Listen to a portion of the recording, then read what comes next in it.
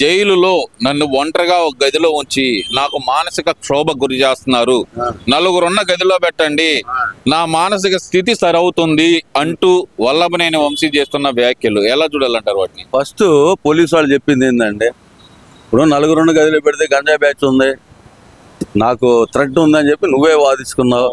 ఆ తర్వాత నాకు బెడ్ కావాలని అడిగావు, ఆ తర్వాత మల్లెపూలు కావాలన్నావు, మంచం కావాలన్నా, ఆ తర్వాత ఏమో ఎవరు డాన్సులు రాణి కావాలన్నావు, ఏం పేరు అదే, లేదు ఏదో డాన్సులు రాణి కావాలన్నా. వీళ్ళందరిని తీసుకొని అది కూడా అడగొచ్చు కదా. కాకపోతే ఏంది అంటే పిన్నెల్లి రామకృష్ణారెడ్డి ఆయన బెయిల్ తీసుకొని బయటికి పోయాడు. పోసాని మురళకృష్ణారెడ్డి వచ్చాడు. కడపలో వేయటం ఎందుకు, దీన్ని కూడా తీసుకొచ్చి విజయవాడ వస్తాడులే, తొందరపడబాక, నీకు తోడుగా వస్తాడు అక్కడికి. ఆ తర్వాత రోజారెడ్డి, కాకపోతే మీ బ్యాచ్ని తీసుకొని ముందు కూడా చెప్పా, అది ఏసీలు పెట్టించుకుంటారా మీరు గవర్నమెంట్లో ఉన్నప్పుడే జైలుకి. ఆ తర్వాత ప్యాకెట్ క్లబ్లు పెట్టించుకోండి, లోపల శుభ్రంగా ఆడుకుంటా తిరుక్కుంటా ఉంటారు అని అనుకున్నాం. ఇప్పుడు అందరూ 11 అనే హేళన చేస్తున్నారు. కాదయ్యా, 11 కాదు, 13. 1, 7, 5, 8, 5, 13. 13 అంటే ఇద్దరు ఎంపీలు ఎందుకు వదిలేస్తున్నారు వీళ్ళు? 11 ఎందుకంటారు? తప్పు నాది. 11 కాదు, 13 అనంటే ఇవారా 13 సీట్లే ఉన్నాయి, ఇంకా 5 సీట్లు తెచ్చుకున్నట్టయితే నువ్వు ఎట్టకొట్ట ఎంపీలు ఈ పనికి రావు కదా నువ్వు. ప్రతిపక్ష హోదాకి జనమైనప్పుడు ఎందుకు అడుగుతున్నావు? ప్రతిపక్ష హోదా ఇస్తేనే వస్తాను. నిన్న మా రోజు చాలా రోజుల తర్వాత ఒక 20 కేజీలు తగ్గి మళ్ళీ కనపడింది. ఏందా అని ఆలోచిస్తే ఎవరు పిలవట్లేదంట ఫంక్షన్లకి. ఫంక్షన్లో అయితే ఇది పీతల కూర, రొయ్యల వేపుడు, చేపల ఫ్రై, మటన్ కీమా ఉండలు ఇవంటే ఆమెకి ఇష్టం. అవి ఎవడు పెట్టట్లా. అవి ఫ్రీగా అవుతుంది తింటాం. అవి వండి కొనాలనుకో డబ్బులు అవుతాయి. డబ్బులు అయినాయి అనుకో ఏమో ఇక మనకేమో ఉపాధి లేకపోయా, జబర్దస్త్ లేకపోతేనేమో ఎవరు సీరియల్లో కూడా పని చేయడానికి తీసుకోవట్లా. అమ్మ నువ్వు వచ్చావు అనుకో మా సీరియల్ కూడా సంకనాగిపోయిద్ది, సినిమా పరిశ్రమలోకి వచ్చావు అనుకో నువ్వు అడుగు పెట్టారు సినిమా హిట్ అయ్యేది కూడా వెళ్ళిపోద్ది. ఇక తర్వాత శ్యామల గారు ఎవరినైనా కానీ కించిపడటం కానీ బూతులు తిట్టడం కానీ అది తప్పు, 100% తప్పు. నేను ఒప్పుకుంటా. బూతులు తిడితే వదిలేస్తారా? బూతులు తిట్టడం అంటే మర్డర్ చేసిన దానికంటే ఎక్కువ. ఆయన మానసిక శోభ చూసేవాళ్ళకి కానీ వినేవాళ్ళకి కానీ మానసిక శోభ ఎలా ఉంటుందంటే, వాడి ఉరిశిక్ష చేసిన తర్వాత కూడా ఆ శోభ తగ్గదు. తిట్టినవాడికి ఉరిశిక్ష వేసినా కానీ మానసిక శోభ అనేది తగ్గదు. ఇదంతా ఒక ఎత్తు అనుకుందాం కాసేపు. గోరంట్ల మాధవ్ ఏంది అసలు అంతర్యుద్ధం వచ్చింది నన్ను అరెస్ట్ చేస్తే అంటున్నాడు. వాళ్ళు చేయదలుచుకుంది అదే కదా. ఇప్పుడు వాళ్ళు చేయదలుచుకున్న అంతర్యుద్ధం అంటే ఏంటి? ఎక్కడేమన్నా పెద్ద ఇగో స్టేట్ కావాలనో లేకపోతే ఇంకోటి కావాలనో మేము అధికారంలో రావాలనో చేసావు కదా 5 సంవత్సరాలు అంతర్యుద్ధం. ఎవరిని రోడ్డు మీద రాని అవసరం చేసావు. కనీసం నోటీసులు కూడా ఇవ్వకుండా వెల్లగపూడి అనిత గారు, వంగలపూడి అనిత గారిని నడ్డి రోడ్డు మీద ఎత్తేసినప్పుడు ఏం తెలియలేదా నీకు? అసలు ఎందుకు ఎత్తేస్తున్నా చెప్పరా బాబు అని చెప్పి 100 సార్లు అడిగినా కూడా అసలు తీస్తావా లేదా అన్నాడు. మరి దాన్ని ఏమంటారు? ఆ సిస్టమ్ని ఏమంటారు? పోలీసులు అయితే ఇప్పుడు నా పై అధికారి చెప్పాడు నేను చేస్తున్నా, అది వేరే విషయం. పై అధికారి చెప్తే చేస్తాం అనేది లా అండ్ ఆర్డర్లో ఉండకూడదు. పై అధికారి చెప్పాడు చేస్తాను. అదే మిలిటరీలో అయితే అరే నువ్వు పోరా చచ్చిపోరా అంటే మైన్ ల్యాండ్లోకి వెళ్ళి చచ్చిపోతారు, అది వేరే విషయం. ఇప్పుడు మీరు యాజ్ ఏ ఎక్స్ మిలిటరీగా అంతర్యుద్ధం అనే మాటకు వస్తే కనుక మీరు ఏం చేస్తారు? అసలు వీళ్ళని కోసి కారం పెడతారు ఒక్కొక్కడిని. మామూలుగా ఆ పరిపాలన వస్తే ఒక్కడి మిగలలేండి. నేను పంజాబ్లో చిన్న ఎగ్జాంపుల్ చెప్తాను. ఐఏఎస్ ఆఫీసర్ అంట రావద్దు ఇక్కడ ఈ ఏరియాలోకి రావద్దు అంటే ఒక ఐఏఎస్ ఆఫీసర్ వచ్చాడు. ఆడ ఐఏఎస్ ఆఫీసర్ ఐడెంటిటీ కార్డు ఏం చూడరు, తీసుకెళ్ళి చక్కగా జైలు వేసి మక్కిలేర కొట్టారు. ఆ తర్వాత వాడికి అది కొట్టింది కూడా తెలీదు. అర్థమైందా? ఈ ఏరియాలోకి రావద్దు అన్నప్పుడు రాకూడదు, ఇంకంతే. అట్లా ఉంటుంది అది. అంతేగాని అంతర్యుద్ధం ఏంటి? ఏం జరుగుతుందని ఇక్కడ అంతర్యుద్ధం చేస్తావు నువ్వు? ఏం జరుగుతుంది ఇక్కడ? రాజ్యాంగాన్ని కాల రాస్తున్నాడు చంద్రబాబు నాయుడు. సూపర్ 6 గురించి ప్రశ్నిస్తున్నందుకు మా గొంతు నొక్కుతున్నాడు అంటూ గోరంట్ల మాధవ్ చేస్తున్న వ్యాఖ్యలు. మరి గోరంట్ల మాధవ్ ఇప్పుడు ఏమైనా ఎమ్మెల్యేనా ఎంపీనా? మాజీ అయితే నువ్వు ఏదో ప్రెస్ మీట్ల ముందు పెట్టుకో. నీ ఎమ్మెల్యేనే రావట్లేదు ఇక్కడికి, నీకుండా ఆ 2 ఎంపీలు రావట్లేదు. ఎందుకు మాట్లాడతావు? నువ్వు రోడ్ల మీద నేను మాట్లాడినట్టు మాట్లాడితే ఆ జనం ఎవరు ఒప్పుకోరు.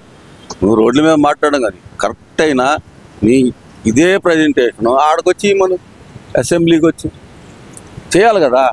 అసెంబ్లీలో నువ్వు ఇదే మాటలు అసెంబ్లీకి వచ్చి మాట్లాడమ్మా.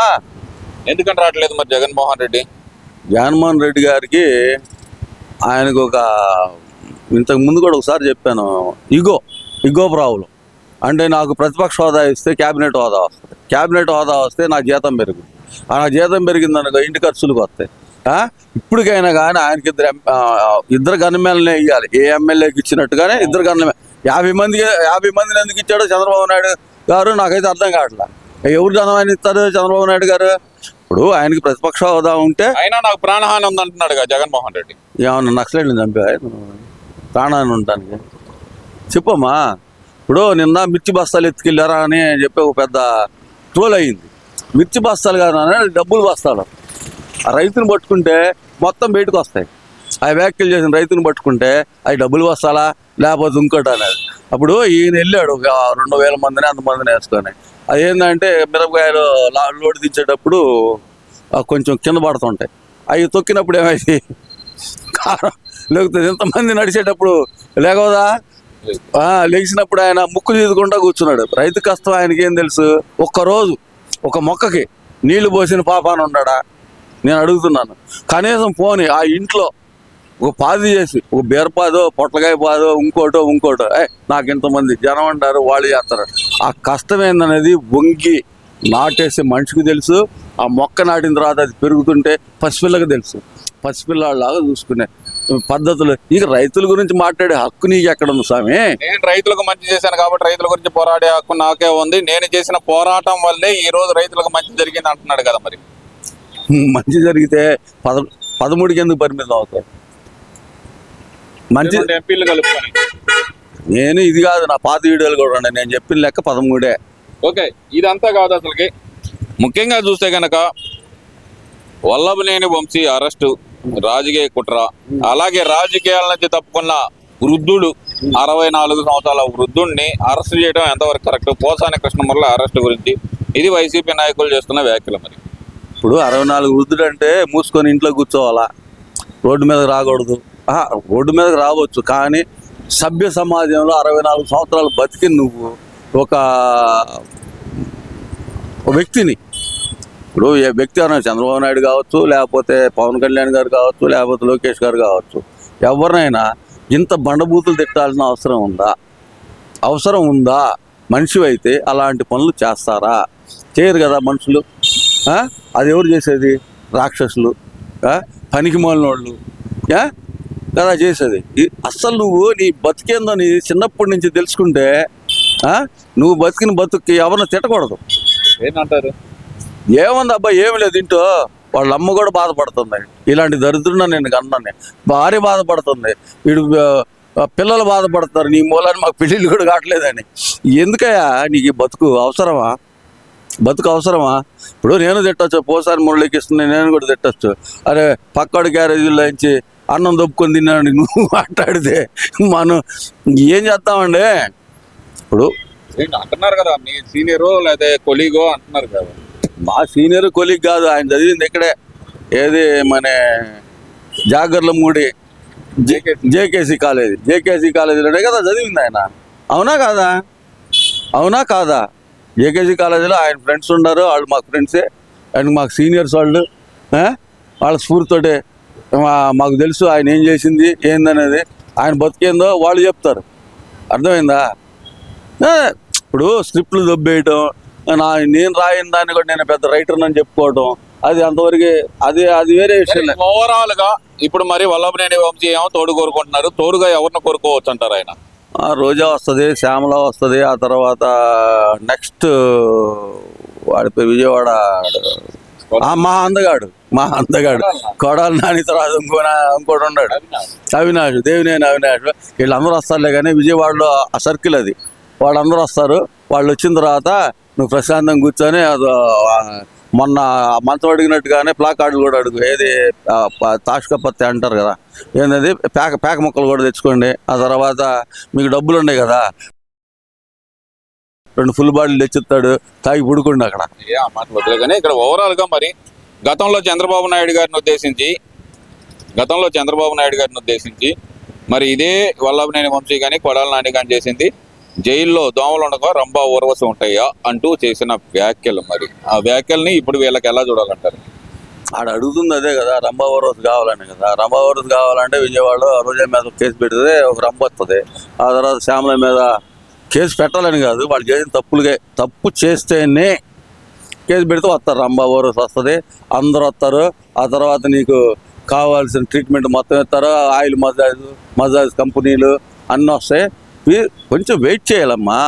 సాక్ష్యాలు లేకుండా నువ్వు చంద్రబాబు నాయుడుని అరెస్ట్ చేసినట్టుగా అరెస్ట్ చేసి అలాంటి తప్పులు వీళ్ళు చేయరు అని నేను అనుకుంటున్నాను. చంద్రబాబు నాయుడు గారు కూడా కొంచెం ఆలోచించాలి, కార్యకర్తల్ని కొంచెం ఒకసారి పట్టించుకోవాలి. పోయినసారి ఏం చెప్పారంటే, గుంటూరు జిల్లా మీటింగ్కి వచ్చినప్పుడు ఇలాంటి మీటింగులు మనం జిల్లా వ్యాప్తంగా ప్రతి 3 నెలలకో 2 నెలలకో ఒకసారి పెట్టుకుందాం అన్నారు.